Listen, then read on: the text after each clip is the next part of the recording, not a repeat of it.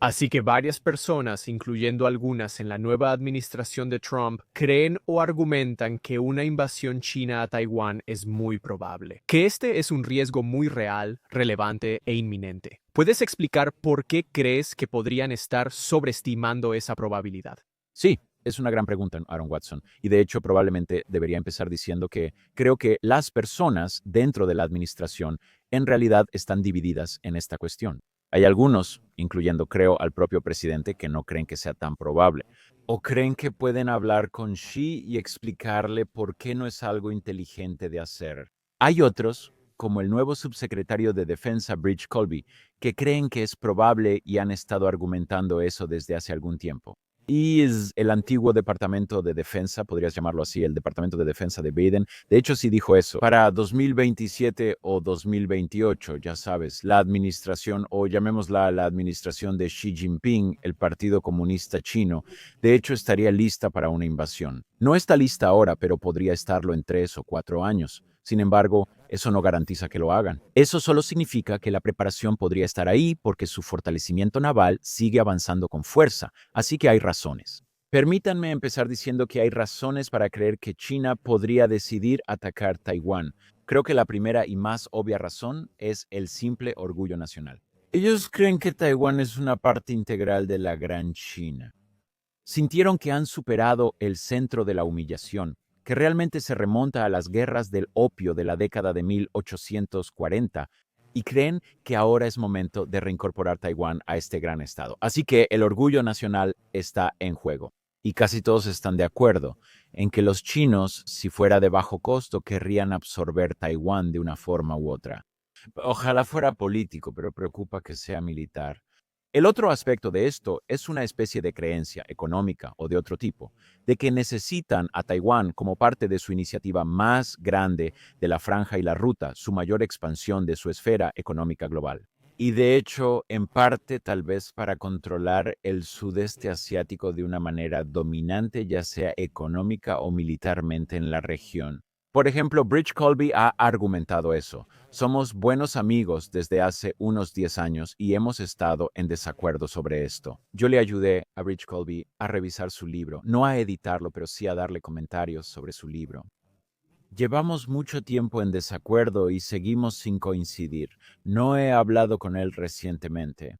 Pero lo que yo argumentaría es que en el sentido neto, como dicen en el mundo de los negocios, en el sentido neto, cuando tomas en cuenta todos los factores, Xi Jinping es un actor racional y está muy consciente de las consecuencias que implicaría entrar militarmente a Taiwán. ¿Cuáles son las consecuencias? Yo diría que hay tres aspectos de esto.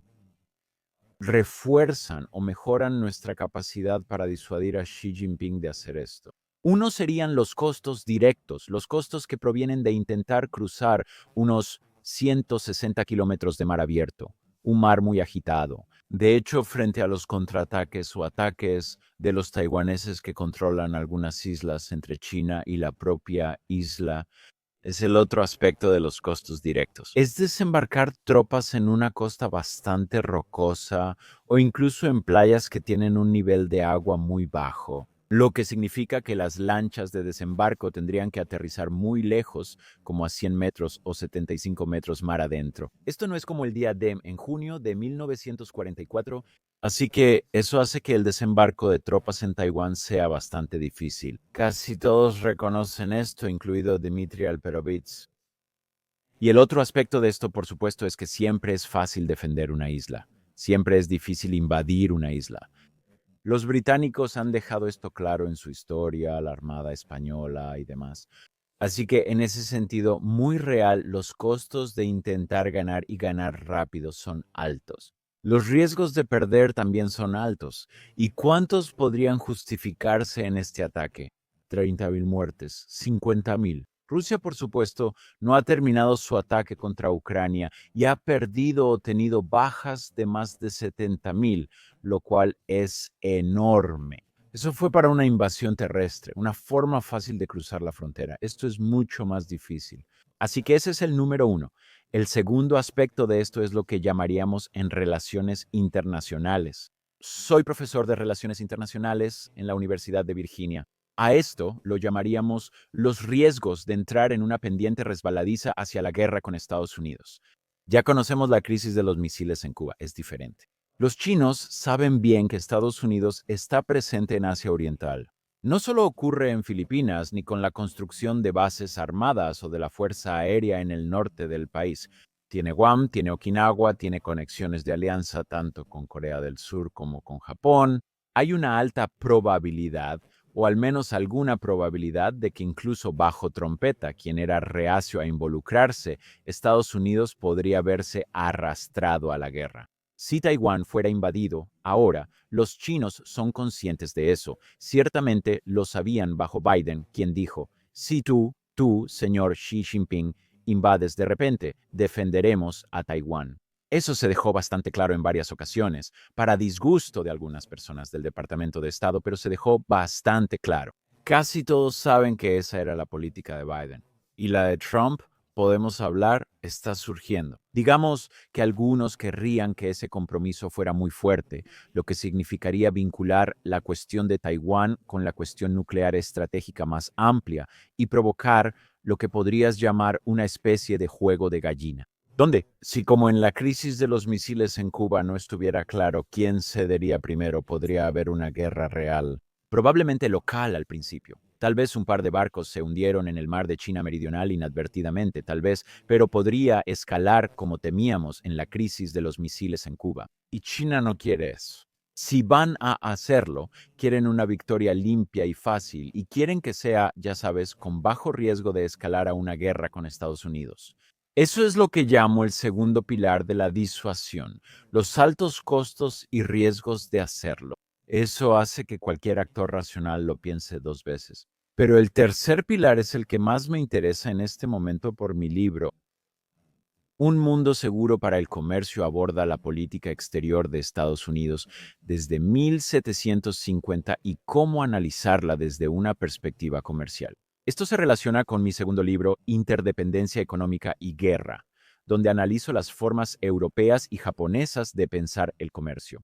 Y casi siempre cuando el comercio es alto e inteligente, los actores sienten que tienen una expectativa positiva sobre el comercio futuro y los flujos comerciales, así como el acceso a materias primas, inversiones y mercados en el extranjero. Por lo general son bastante pacíficos, son bastante moderados en su comportamiento. ¿Por qué? Porque creen que están creciendo a través de ese comercio, creen que están obteniendo ventajas gracias a esas conexiones con otras grandes potencias y quieren que eso continúe. Ahora, aquí entran las expectativas de comercio futuro como elemento disuasorio, ya que China durante 40 o 45 años ha tenido expectativas moderadas o positivas sobre dicho comercio. Vamos, o sea, pasaron de tener casi cero comercio en los años de Mao a tener mucho más durante un tiempo. Antes, más del 50% de su Producto Interno Bruto dependía del comercio exterior. Ahora es cerca del 38 o 39%. Pero eso, históricamente, es muy alto para una gran potencia, tener casi el 40% de tu Producto Interno Bruto ligado al comercio. Ahora, de nuevo, el comercio son exportaciones e importaciones. Lo que eso significa entonces es que les preocupa que si llegaran a invadir Taiwán y Estados Unidos, junto con los aliados en Asia Oriental o Europa, impusieran el tipo de sanciones que pusimos a Rusia. Eso provocaría un cambio drástico de una tasa de crecimiento que ahora es de aproximadamente 4% al año a una caída en la economía china. Y el nivel de esa caída es incierto. Pero imagina esto desde la perspectiva de Xi Jinping. Si él se dice a sí mismo, está bien, los costos directos los puedo manejar.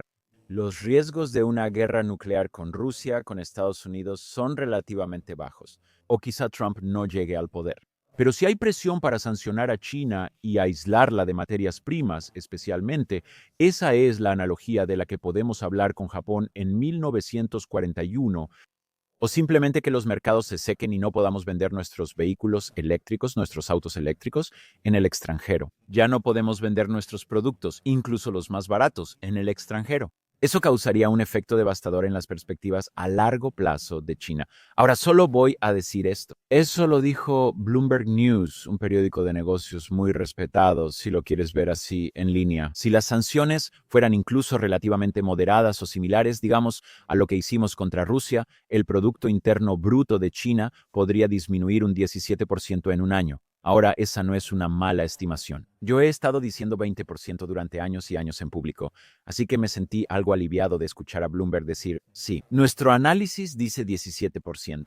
Ahora, neto, de 4% a 17%, eso es una caída del 21% y eso es enorme para un Xi Jinping. Oh, no es solo geopolítico y aquí dejo de hablar, pero no es solo un declive geopolítico, son las implicaciones internas de eso para un Xi Jinping que siempre está preocupado, como lo haya estado el Partido Comunista Chino desde 1989. De otro Tiananmen, junio de 1989, donde el régimen mismo podría estar enfrentando revueltas y levantamientos en muchas ciudades. Esta es una obsesión para el gobierno chino. Xi Jinping pasó los primeros 3 meses en el poder en 2012 y 2013, preparando un video de 3 horas sobre cómo evitar otro Tiananmen. ¿Cómo evitar lo que causó la política de Gorbachev en Europa del Este? Revueltas internas. Y estaba ligado a la economía, estaba ligado como en el 89 y por supuesto estaba ligado a la supervivencia interna, de una ideología que ellos consideran valiosa, bien por ellos. Pero en lo que piensan es en cómo mantenemos nuestra legitimidad económica. ¿La mantenemos creciendo o buscamos legitimidad política mediante el crecimiento económico como en Estados Unidos? Y si disminuye incluso en un 5%, eso en sí mismo es un gran problema para ellos a nivel interno, sin mencionar el aspecto geopolítico.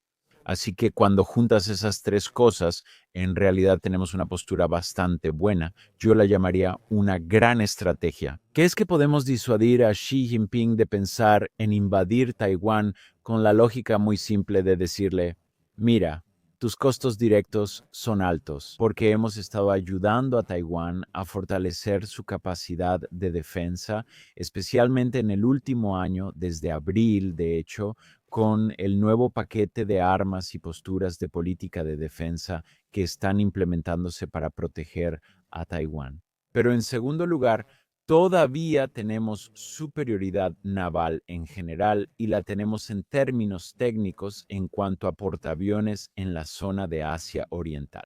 Y este tercer elemento, un pilar muy grande, muy diferente a Rusia, este costo económico que podemos imponerles si llegaran a atacar a Taiwán. Así que cuando sumas todas esas cosas y podemos debatir si los que son más fuertes, no pro guerra, pero los que temen una guerra en los próximos 3 años, como Dmitry Alperovitz y Bridge Kolbe y otros, tienen razón. O si estos otros pilares y estos otros elementos de disuasión realmente harán que Xi Jinping lo piense 2 veces. Ahora él envejece, esa es otra dimensión. Está envejeciendo lo suficiente como para decir, oh, bueno, tengo que hacer esto antes de perder el poder o morir, mi lugar en la historia. Pero es diferente a Ucrania. Y de hecho, los costos de Ucrania han sido una llamada de atención, creo, para el liderazgo chino.